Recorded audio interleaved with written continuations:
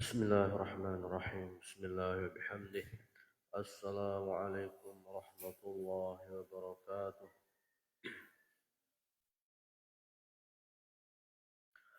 Alhamdulillah nahmaduhu wa nasta'inuhu wa nastaghfiruh wa na'udzu billahi min shururi anfusina wa sayyiati a'malina.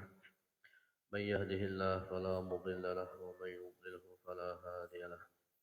Asyhadu an la ilaha illallah wahdahu la syarika lah. وأشهد أن سيدنا محمدا عبده ورسوله اللهم صل على سيدنا محمد الفاتح لما أغلق والخاتم لما سبق الناصر الحق بالحق والهادي إلى صراطك المستقيم وعلى آله حق قدره بقدره العظيم اللهم افتح لنا فتوح العارفين وفقهنا في الدين وعلمنا التأويل واجعلنا من عبادك الصالحين سبحانك لا علم لنا إلا ما علمتنا إنك أنت العالم الحكيم رب اشرح لي صدري ويسر لي أمري واحلل عقدة من لساني يفقهوا قولي لا حول ولا قوة إلا بالله العلي العظيم أما بعد Jamaah kaum muslimin muslimat, jamaah salat subuh, jamaah pengajian yang dirahmati Allah Subhanahu wa taala. Alhamdulillah wa syukurillah. Kita bersyukur Allah Subhanahu wa taala memberikan kita nikmat sehat, kesempatan, iman Islam, panjang umur dan segala macam nikmat yang tidak akan mampu kita hitung sehingga kita dapat melaksanakan kewajiban kita salat subuh dan melanjutkan pula kewajiban kita talabul ilmi, menuntut ilmu, faridatun ala kulli muslimin wa muslimatin, wajib hukumnya bagi tiap muslim dan muslimat. Kedua kalinya dengan penuh cinta kita sampaikan kepada Habibina Nabi kita Al-Mustafa Nabi besar Muhammad sallallahu alaihi wasallam. Sallallahu wasallam alaika ya Rasulullah. Qala al-musannif rahimahullah rasad al-lisan bisabbi masalan bagat alaihi nufus ayil ashkhasu min bani adam wa idza fasada al-qalbu birriya'i masalan bakat alaihi. Jadi kita sudah membahas tentang sedikit tentang lisan. Selanjutnya hati. Jadi hati itu diibaratkan dengan lautan, saking dalamnya hati itu lautan, saking dalamnya dan saking luasnya. Hati itu salah satu barometer, penentu, alat ukur ibadah kita diterima atau ditolak oleh Allah Subhanahu wa taala.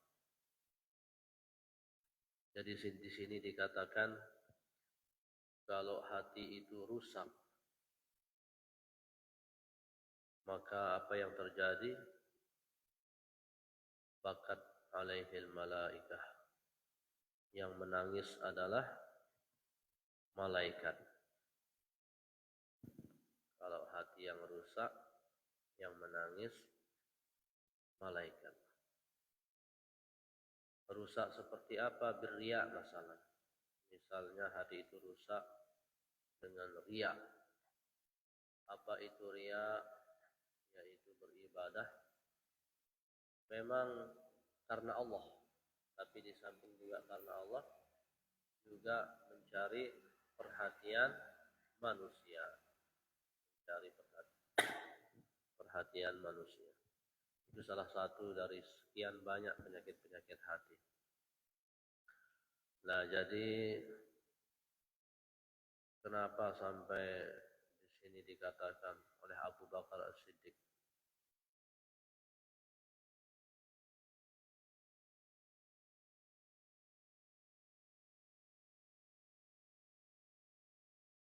lautan itu ibarat hati.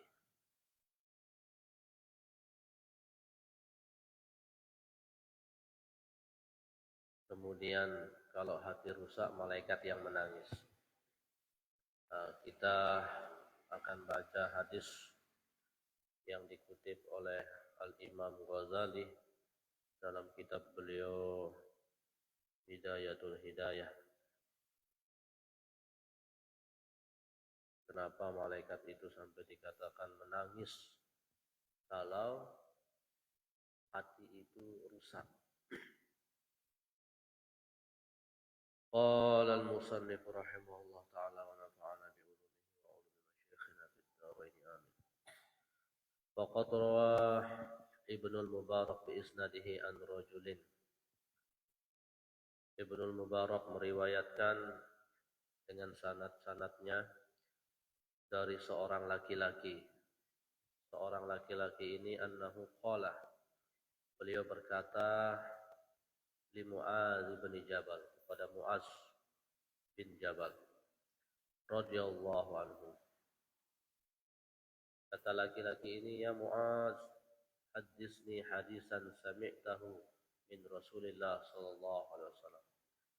Wahai Mu'adz, sampaikan kepadaku hadis yang engkau dengar langsung dari Rasulullah sallallahu alaihi wasallam. Qala fabaka Mu'adz hatta dhanantu annahu la yaskutu thumma sakata thumma qala. Laki-laki yang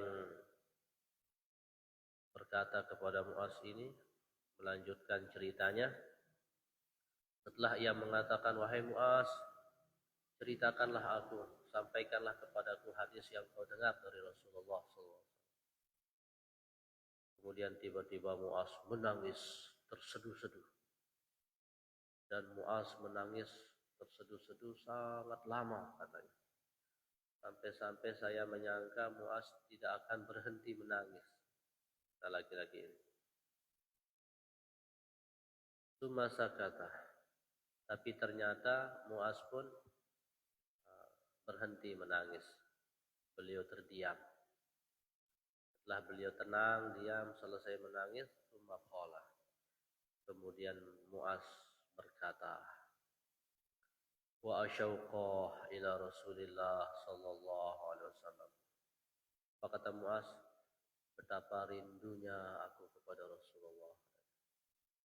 Nah, ini cinta sejati. Baru disebut saja namanya, nama orang yang dicintainya, nama kekasihnya, sudah menangis terseduh-seduh. Wah, luar biasa. Baru disebut.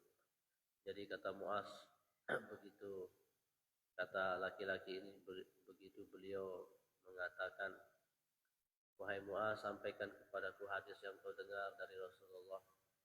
Mu'adz langsung menangis, dan menangisnya sangat luar biasa dan sangat lama, sampai-sampai katanya saya mengira Mu'adz la yaskut, tidak akan berhenti menangis, tidak akan diam.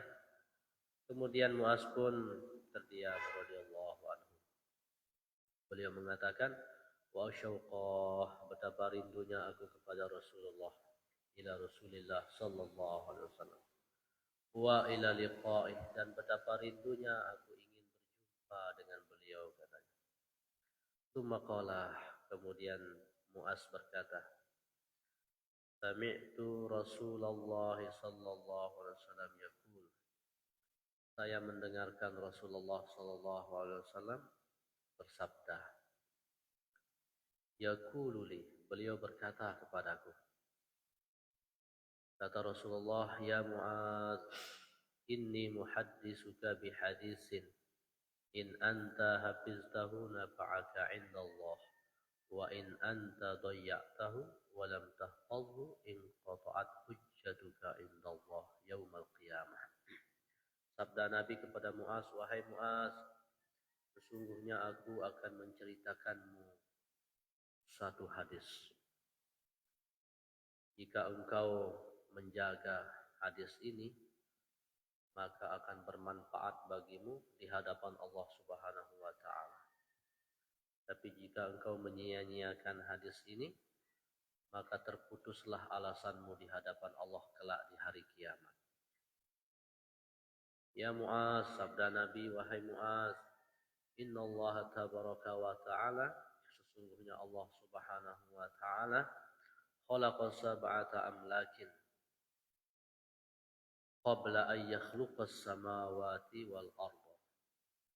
Sesungguhnya Allah Subhanahu wa ta'ala menciptakan 7 malaikat sebelum menciptakan 7 lapis langit dan bumi. Tsumma khalaqas samawati wal ard. Kemudian barulah Allah menciptakan langit dan bumi. Faja'ala likulli sama'in minas sab'i malakan bawwaban 'alaiha. Kemudian Allah menjadikan setiap langit itu ada satu malaikat yang menjaga pintunya, gerbangnya. Setiap langit Allah di situ ciptakan, Allah di situ utus satu malaikat yang bertugas menjaga atau menjaga pintunya. Makanya ketika kita Isra Mi'raj sering kita baca hadis yang setiap langit itu malaikat Jibril seperti bahasanya kita ketuk pintu. Ketuk pintu setiap langit pertama siapa? Nabi Adam. Terus nah demikian juga langit-langit itu ada Allah tugaskan malaikat untuk berjaga. Kalau sekarang bahasa kita penjaga pintu gerbangnya, sapamnya.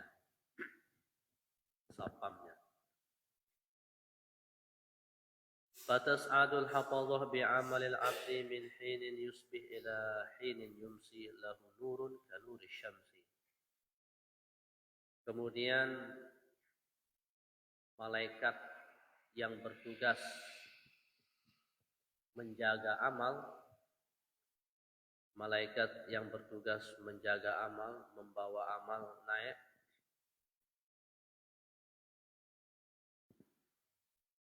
Malaikat yang bertugas untuk membawa amal, baik amalan dari subuh sampai amalan sore, amalan-amalan itu bercahaya seperti cahayanya matahari. Hatta idza tala'at bihi ila sama'id dunya zakkathu wa kasarrathu.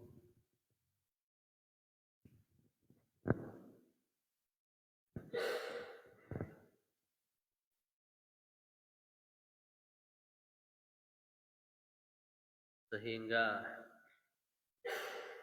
ketika sampai dibawa amalan itu ke langit dunia, maka para malaikat memuji amalan itu.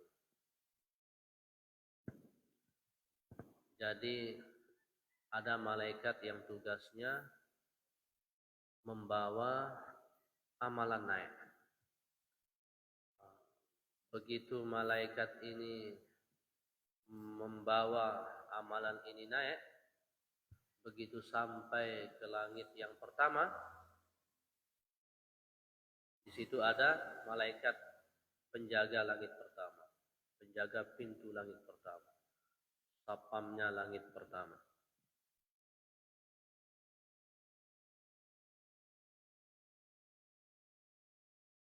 Fayaqulul malakul muwakkalu biha lil hafadhah. Kemudian malaikat yang menjadi penjaga di langit pertama ini berkata, idribu bihadzal amal wajha sahibihi. Lemparkan amalan ini katanya. Lemparkan amalan ini ke wajah yang melakukannya. Ana sahibul ghibah. Saya ini adalah penjaga ghibah katanya. Penjaga ghibah. Amarani Rabbi alla ada'a amala maliktaban nas yujawizuni ila ghairi. Allah memerintahkan saya untuk membiarkan amalan orang yang menggibah melewatiku. Jadi malaikat penjaga pintu langit pertama tugasnya itu adalah menjaga ghibah. Jadi ketika amalan itu naik, dibawa oleh malaikat penjaga amal. Kemudian amalan itu dipuji-puji oleh malaikat ini. Biasa amalan ini. Seperti kita mungkin membawa suatu benda yang sangat luar biasa berharga. Kita misalnya bawa piala gitu kan. Woi, mantap ini mantap. Atau kita bawa emas luar biasa. Kita bawa emas 1 kilo. Nah, sambil kita bawa sambil kagum-kagum. Masya Allah, Masya Allah. Nah, begitulah malaikat membawa amalan hamba ini sambil kagum-kagum. Begitu sampai langit ke pertama, apa katanya malaikat ini? Idribu ila wajhi sahibi. Lemparkan amalan ini ke wajah yang melakukannya, pemiliknya. Saya bertugas menjaga gibah. Ini pemilik amal ini suka menggibah manusia. Allah perintahkan saya tidak membiarkan amalan yang sudah menggibah melewati saya. Tidak lolos. Pertama, langit pertama. Thumma ta'til hafazah bi'amalin salihin min a'malil abdi wa tuzakkihi wa tukassiruhu hatta tablugha bihi ila as-sama'i tsaniyah wa yaqulu lahumul malakul muwakkalu biha qifu wadribu bihadzal amal wajha sahibihi innahu arada bi amalihi aradad dunya ana malakul fakhri. Kemudian naik lagi malaikat penjaga amal, mengangkat amal kita. Lolos di langit pertama. Di langit pertama lolos. Ternyata di langit kedua dia dicegat. Stop, kata malaikat penjaga langit kedua. Ana malakul fakhri. Saya malaikat yang tugasnya menjaga fakhrun, orang yang bermegah-megahan, dalam arti menyombongkan dirinya dengan menampakkan kemegahannya. Saya malaikat yang menjaga orang yang bermegah-megahan, yang sombong. Ini orang yang melakukan amal ini arada bi amalihi aradat dunia. Dia inginkan dari amalnya ini materi dunia. Amarani Rabbi alla ada amalahu yujawizuni ila ghairi. Allah perintahkan saya agar orang yang seperti ini mencari materi dunia dengan amal solehnya tidak bisa melewati saya.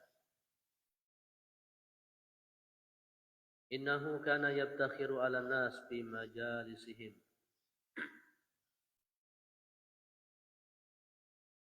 Sesungguhnya orang yang beramal ini menampakkan kemegahannya di kalangan manusia dalam majelisnya. Contohnya misalnya, ada hadis di akhir-akhir kitab ini, bahwasanya siapa yang memakai pakaian, baju, kemudian ia merasa dengan bajunya itu paling keren, paling gagah, paling berwibawa, bajunya, kelak di akhirat ia tidak akan dipandang oleh Allah Subhanahu wa taala. Kalau Allah tidak memandang kita, maknanya na'udzubillah min dzalik, celaka. Itu dengan pakaian bermegah-megah, mencari perhatian manusia, dan segala macam bentuk alat yang kita pakai menampakkan kemegahan diri kita untuk mencari perhatian manusia, bukan semata-mata karena Allah Subhanahu wa taala. Maka yang seperti ini disaring amalnya di langit yang kedua. Di stop, disuruh lemparkan. Tidak lolos. Mungkin langit pertama tadi lolos, ternyata langit kedua dia tidak lolos. Gara-gara menampakkan kemegahannya untuk mencari perhatian manusia, menyombongkan diri. Beda kalau kita memakai sesuatu yang bagus karena Allah. Misalnya Imam Malik memakai pakaian terbaik beliau ketika beliau mengajarkan ilmu, menghormati ilmu. Imam Malik memakai pakaian terbaik beliau ketika keluar rumah, pakai pakaian terbaik, pakaian yang bagus ketika keluar rumah. Apa tujuannya? Di samping menutup aurat, juga agar kita menghormati orang dan orang tidak kasihan sama kita. Jadi justru sangat hina jika kita sengaja memakai pakaian yang buruk supaya orang kasihan, supaya dikatakan apa? Oh, ini butuh perhatian, butuh simpatisan manusia. Nah, jadi itulah yang ditepis sama Imam Malik. Beliau memakai pakaian terbaik supaya manusia tidak kasihan dan kita enak juga berinteraksi kalau penampilan kita bagus untuk beradab supaya kita sopan sama orang. Nah, jadi tergantung niat. Kita memakai sesuatu yang bagus, niatnya untuk bermegah-megah, mencari perhatian, kesombongan, maka itulah yang sangat tercela. Dan itu nanti akan dilemparkan ketika naik amalan kita, terstop di langit yang kedua. Jadi tidak masalah punya rumah mewah, punya mobil mewah, punya perhiasan, pakaian, tapi itu kita tujukan untuk Allah Subhanahu wa taala. Itu kita tujukan untuk manusia juga tidak kasihan kepada kita, cukuplah kita minta kasihan pada mencari kasihan Allah Subhanahu wa taala, perhatian Allah Subhanahu wa taala.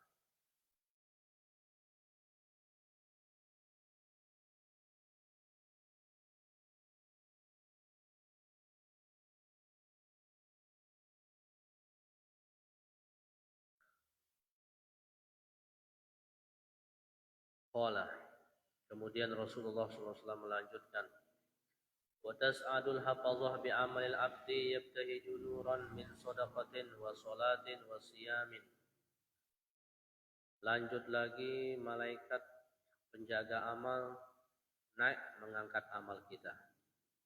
Dan amalan ini bercahaya. Amalan ini bercahaya, baik itu amalan dari sedekah, dari salat, dari puasa. Waqad a'jabal hafazah fayujawizuna bihi ila sama'is salisah. Kemudian malaikat yang membawa amal ini terkagum-kagum dengan amalan ini. Bercahaya-cahaya amalan ini.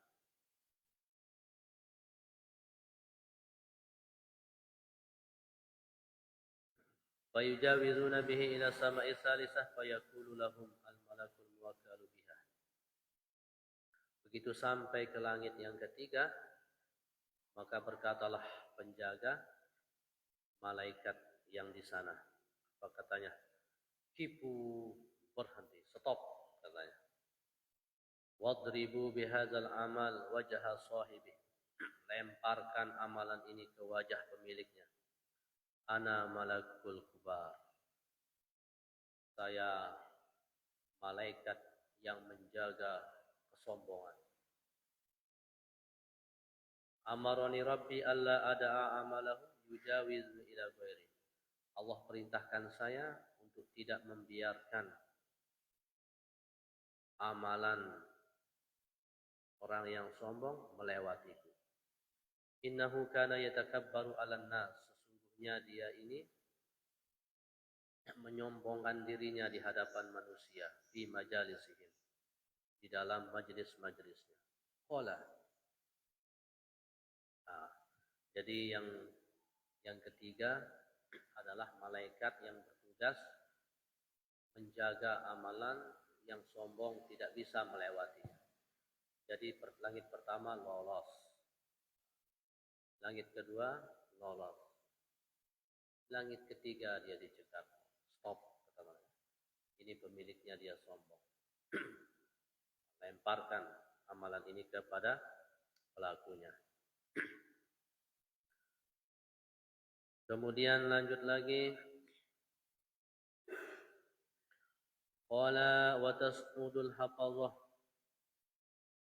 Wa tas'adul hafazah bi'amalil abdi yazhu kama yazhul kawkabud durri wa lahu dawiyyun min tasbihin wa salatin wa siyamin wa hajjin wa umratin hatta yujawizu bihi ila sama'i rabi'ah.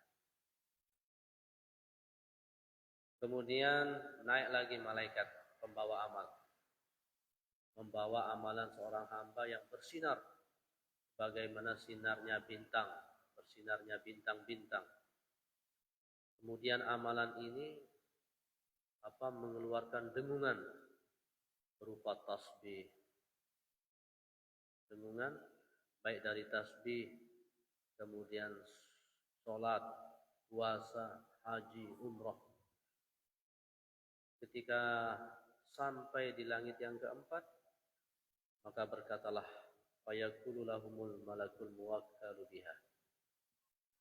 Berkatalah penjaga, malaikat penjaga langit yang keempat, kipu wadribu bihadzal amal. Stop, lemparkan amalan ini ke wajah sahibihi, wajah pemiliknya, wa zahrah dan punggungnya, wa batnah dan perutnya. Ana sahibul ujbi, saya ini yang bertugas menjaga amalan yang ujub. Amarani Rabbi alla ada'a amalahu yujawizuni ila ghairi. Allah perintahkan saya untuk tidak membiarkan amalan orang yang ujub melewati saya. Nah, jadi yang keempat, langit yang keempat, malaikat yang bertugas menjaga amalan ujub. Langit pertama lolos, tidak menggibah. Langit kedua lolos, tidak, apa tadi langit kedua?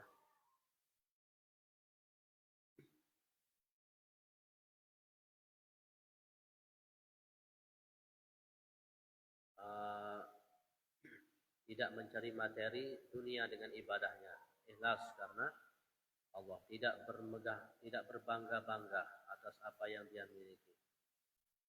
Yang ketiga, dia lolos, dia tidak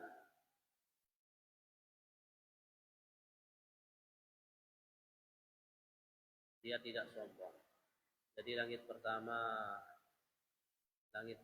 gibah, langit kedua bermegah-megah dengan maksud kesombongan, langit ketiga adalah sombong secara umum, dan langit keempat adalah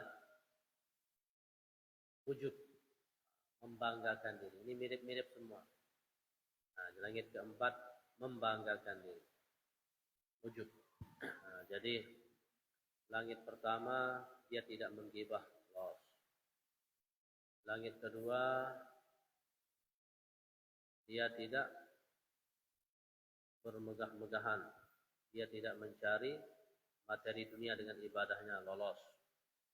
Langit ketiga dia tidak sombong, lolos. Ternyata dia ujub, penyakit hati itu.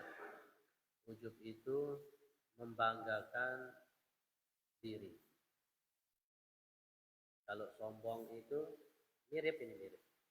Kalau sombong memandang diri dengan pandangan yang mulia dan memandang orang lain dengan pandangan meremehkan, merendahkan. Kalau ujub membanggakan diri.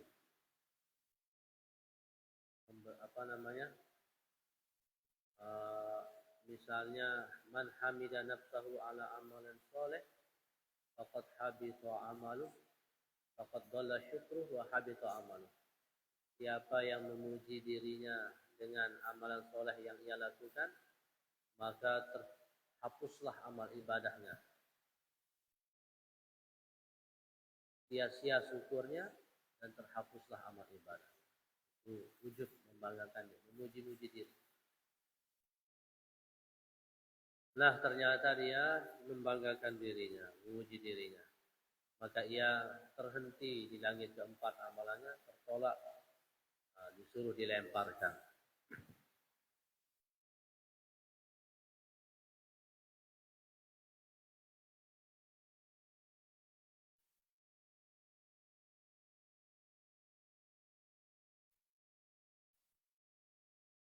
Innahu kana idza amila amalan adkhulul ujba fi. Karena sesungguhnya dia itu kalau beramal dia memasukkan kebanggaan dalam dirinya. Qala wa tas'adul hafazah wa tas'adul hafazah bi'amalil 'abdi hatta yujawizu bihi ila sama'il khamisah. Kemudian lanjut lagi naik penjaga amal untuk mengangkat amal kita ke langit yang kelima. Amalan ini ka'annahul urus al-mazkufah ila ba'liha.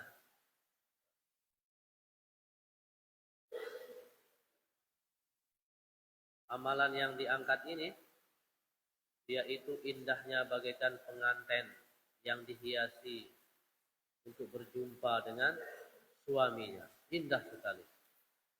Wa yaqulu lahumul malakul muwakkalu biha. Kemudian malaikat yang menjaga pintu langit yang kelima berkata, Kifu, stop. Wadribu bihadzal amal wajah sahibih. Lemparkan amalan ini ke wajah pelakunya. Wahmiluhu waj'aluhu ala atib. Bawa dia amalan ini, letakkan di atas pundaknya. Ana malakul hasad.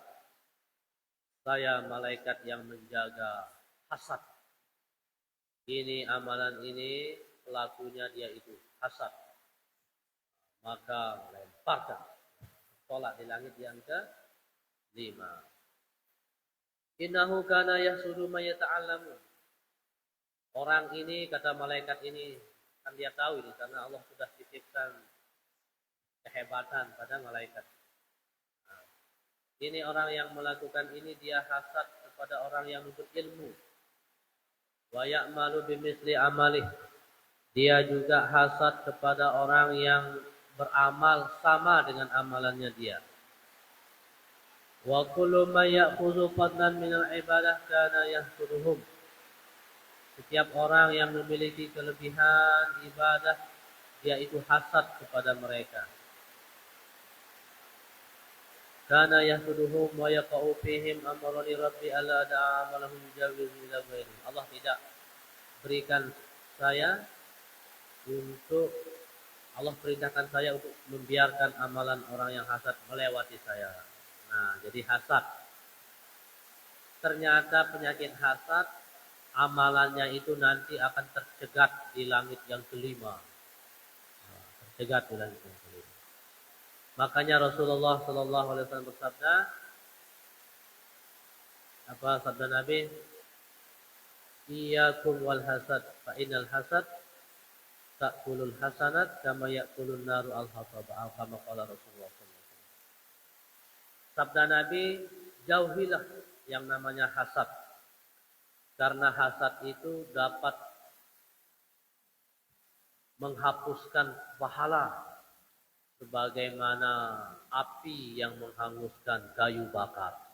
Wah, habis terbakar. Nah, jadi hasad itu dapat memakan kebaikan, ibadah-ibadah kita dapat menghabiskan, menghapuskan, mengikis amal ibadah kita sebagaimana api yang menghanguskan kayu bakar. Nah, jadi coba kita lihat api yang berkobar menyala sangat besar. Kita taruh di situ kayu bakar yang kering, jelas akan habis. Hasad itu sama seperti api yang menghabiskan kayu bakar. Begitulah umpama hasad yang menghabiskan amal ibadah kita. Nah, kalau ada ibadah kita, amal ibadah kita. Kalau tidak ada lagi. Allah. Ini ada saya, ini hasad. Ternyata hasad itu di langit kelima dia dicegat, tidak lolos. Orang yang hasad. Iya, disebut ibadahnya sangat istimewa, banyak ibadahnya. Stop katanya. Ini ya pelakunya ini dia hasad. Lemparkan. Bawa dia, kata malaikat, ini amal ibarat ini anunya apa? amal ibadah hasad itu. Nah, ini bawa dia letakkan ke atas pundaknya. Sehingga Nabi kita Shallallahu Alaihi Wasallam beliau bersabda juga, hasad, jauhilah sifat hasad, karena dari hasadlah terjadi pertama kali pembunuhan. Siapa itu? Ya, Kabil membunuh Habil karena hasad. Nabi kita mengingatkan jauhi sifat hasad karena terjadinya pembunuhan pertama kali gara-gara hasad. Dan itu pun turun-temurun karena orang hasad ngirim apa? Apa yang dikirim kalau orang hasad? Santet, ya? Guna-guna, sihir, itu hasad. Dan orang yang hasad tidak akan pernah bahagia. Orang naik jabatan dia susah, sakit hati. Orang punya mobil mewah, sakit hati. Orang punya ilmu, dikasih ilmu oleh Allah, diri sakit hati. Orang diberikan keistimewaan oleh Allah, sakit hati. Bahkan di sini dikatakan orang yang beramal seperti dia sakit hati. Ini orang ini rajin sholat sunnah. Ada orang yang ikut rajin sholat sunnah. Dia ini ikut-ikutan sama saya. Sakit hati. Ada orang yang rajin sodakoh. Rajin sodakoh. Tiba-tiba ada yang nyusul rajin sodakoh. Ikut-ikutan dia ini. Hasad. Pokoknya tidak pernah bahagia. Sakit hati terus. Susah. Dan hasad ini secara umum menyerang semua manusia. Dari yang awam sampai yang alim. Sehingga Rasulullah SAW bersabda, apa sabda Nabi? Dabba ilaikum da'ul umam qablakum. Kalian ditimpa oleh penyakit umat terdahulu. Apa itu? Al-baghdha, saling membenci, kebencian. Wal hasad, dan hasad. Dan sifat itu fahiyal haliqah, yaitu mencukur. Bukan mencukur rambut, mencukur agama kita, merusak agama kita. Hasad. Kalau orang awam, dia akan hasati sesama awamnya. Nah, misalnya, tidak bisa kita katakan. Secara umum lah. Secara umum. Orang yang bekerja akan hasad kepada sesama pekerjanya. Yang di pasar akan hasad sesama yang di pasar. Misalnya ini yang satunya laris, hasad diri, benci. Orang yang misalnya para dai, para alim, kalau bukan karena karunia Allah membersihkan hatinya dan dia tidak ingin membersihkan hatinya, memelihara sifat hasad, maka tidak akan selamat dari hasad ini. Begitu ada pendakwah-pendakwah lain mendapatkan begitu banyak undangan, kemudian tidak bersih dari hasad, dia hasad. Jadi dari kalangan bawah sampai kalangan atas diserang dengan penyakit hasad. Maka kita berlindung kepada Allah Subhanahu wa taala. Di dalam surat An-Nur Allah berfirman, "Walaula fadlullah wa saya tidak berani, bukan habis nanti salah. Artinya, kalau bukan, nanti cari di surat An-Nur. Surat An-Nur. Kalau bukan karena karunia Allah dan rahmat Allah, maka kita ini tidak ada yang bersih. Tidak ada yang bersih dari sifat apa? Keji dan munkar, termasuk dibersihkan hati.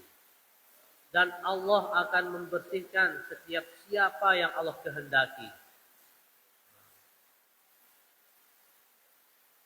Wallahu yuzakki man yasha. Allah akan membersihkan, menyucikan siapa yang Allah kehendaki. Dan siapa yang Allah kehendaki itu dimulai dari keinginan hambanya. Nah, maka kita dari sekarang ingin disucikan oleh Allah. Ingin disucikan oleh, gimana caranya? Pertama ini, kita belajar terus. Itu artinya kita ingin dibersihkan oleh Allah. Kemudian kita istighfarkan segala kotoran kita. Minta ampun kepada Allah. Dan secara khusus minta agar Allah bersihkan kita. Allahumma apa katanya? Allahumma ati nafsi taqwaha wa zakkiha anta khairu man zakkaha anta waliyuha wa maulaha. Nah, kita tahu diri kita banyak penyakitnya, terutama penyakit hati. Tapi kita tidak benci terhadap penyakit hati, kita biarkan, kita pelihara. Kita tidak mau membersihkannya. Jadi Allah berdasarkan prasangka hambanya. Jika kita prasangka kita ini, kita ini banyak dosa, hati kita kotor, tapi kita tidak suka dengan hati yang kotor ini. Kita ingin keluar dari ini. Kita ini benar-benar datang kepada Allah dalam keadaan biqalbin salim, hati yang bersih. Maka kita belajar terus. Kita terus belajar, kita terus berdoa dan bermujahadah.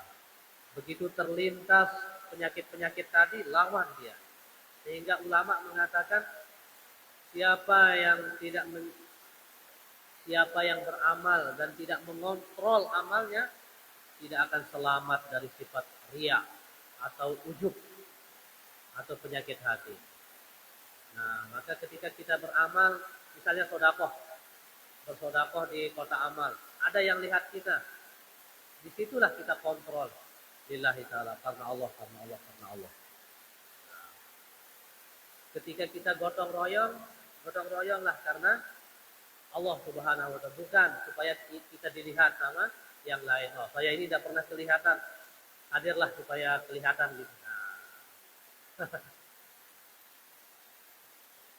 Nah, jadi kita karena Allah kontrol amal kita itu. Sama ini yang membawa mic. Yang paling besar kemungkinannya bermaksiat hati, yang biasa yang di depan. Nih yang pegang mic, yang paling besar kemungkinannya bermaksiat hati, sehingga merasa paling hebat, merasa merasa. Maka wajib kita kontrol, berlindung kepada Allah subhanahu wa ta'ala. Kalau bukan karena karunia Allah dan rahmatnya, kita tidak akan selamat. Tapi kita cari rahmat dan karunia Allah itu untuk kita dengan tekad kita yang kuat bahwa kita ini ingin supaya kita beramal semata-mata karena Allah subhanahu wa ta'ala. Ya, jadi hadis ini cukup panjang ya. Baru ke langit kelima, belum ke-6, belum ke-7, dan ada lanjutannya dan ada kesimpulannya. Insyaallah mudah-mudahan kita sehat walafiat, kita lanjutkan minggu depan. Mohon maaf atas segala kekurangan. Mungkin ada usulan, dipersilakan.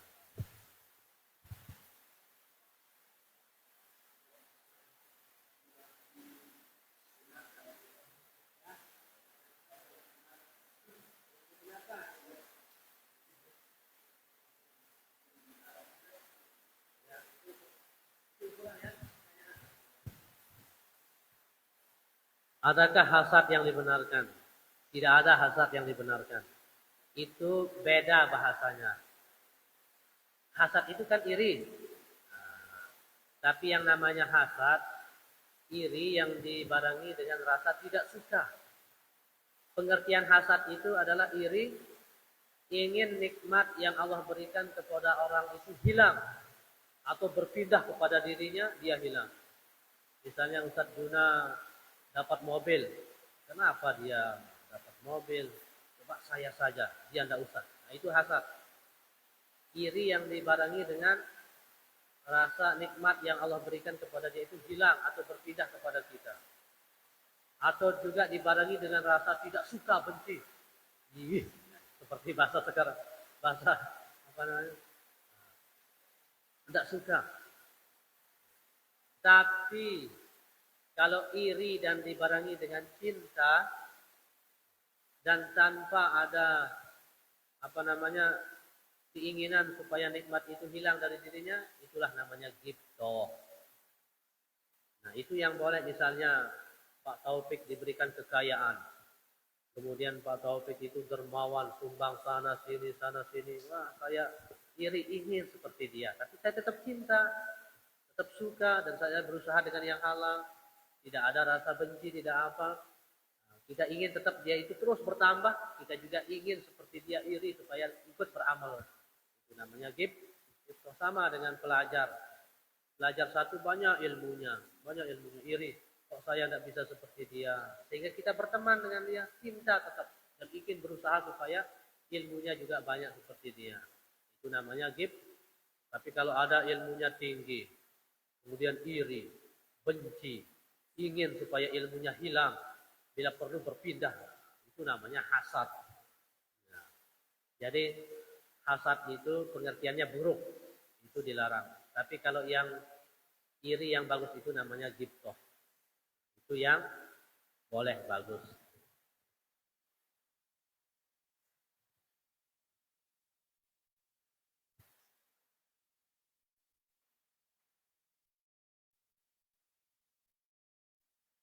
Ada yang lain? Kalau tidak ada, masih waktu ya kita lanjut. Meskipun kita, ya. Nah, kita lanjutkan sedikit tentang hasad. Jadi hasad itu tidak redha terhadap ketetapan Allah. Jadi kenapa begitu bahayanya hasad sampai-sampai mencukur agama kita, merusak agama kita? Di antaranya yang pertama karena kita tidak ikhlas dengan ketetapan Allah. Allah berikan dia rezeki, kemudian dia tidak redha. Kenapa? Itu artinya dia yang dihasati Allah sebenarnya. Yang dia benci Allah sebenarnya. Jadi orang dikasih nikmat, naik jabatan, misalnya lulus sebagai pegawai negeri, lulus masuk perusahaan, dapat rezeki, dapat ilmu, dapat bermacam kebaikan, hasad.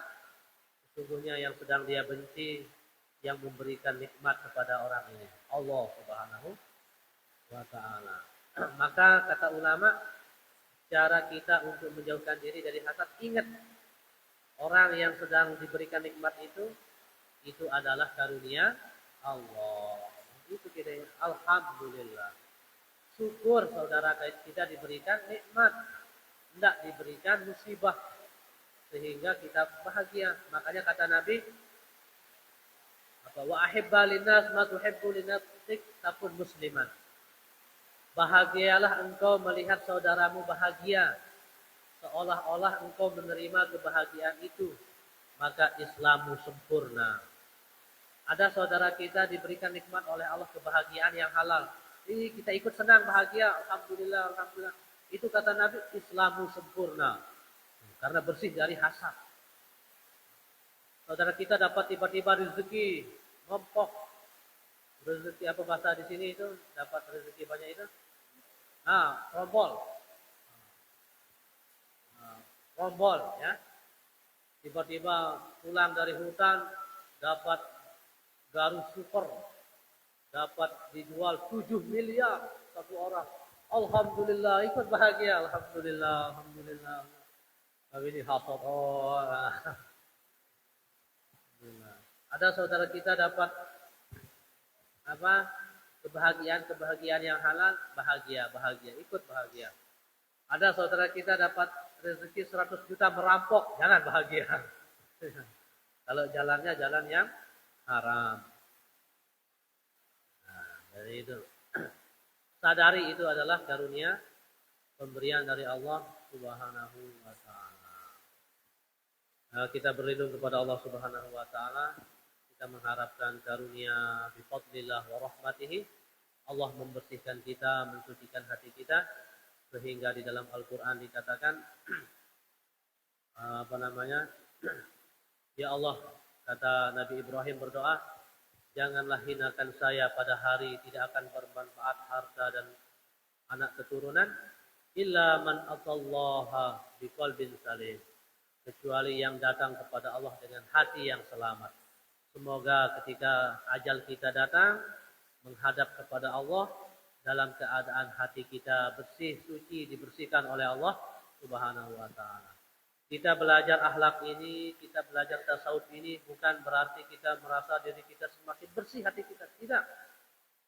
Kita belajar akhlak ini, kita merasa, oh hati kita ini benar butuh ditata. Kita semakin belajar tasawuf, kita semakin merasa hati kita ini butuh diperhatikan, butuh dibersihkan. Nah, jadi jangan sampai kita belajar semakin merasa lebih dari yang lain. Nah, celakalah kita. Tapi kita merasa semakin kita ini butuh, semakin kurang, semakin kotor, semakin butuh istighfar, semakin membutuhkan pertolongan Allah Subhanahu wa taala. Semoga Allah menyelamatkan kita, majelis kita diridhoi, dan semoga kita pulang dalam keadaan mendapatkan limpahan karunia kebaikan dari Allah Subhanahu wa taala. Hati kita dibersihkan, selamat dunia akhirat. Mohon maaf atas segala kekurangan. Subhanakallahumma wa bihamdika asyhadu an la ilaha illa anta astaghfiruka wa atubu ilaik. Subhanakallahumma wa bihamdika asyhadu an la ilaha illa anta astaghfiruka wa atubu ilaik. Subhanakallahumma wa bihamdika asyhadu an la ilaha illa anta astaghfiruka wa atubu ilaik.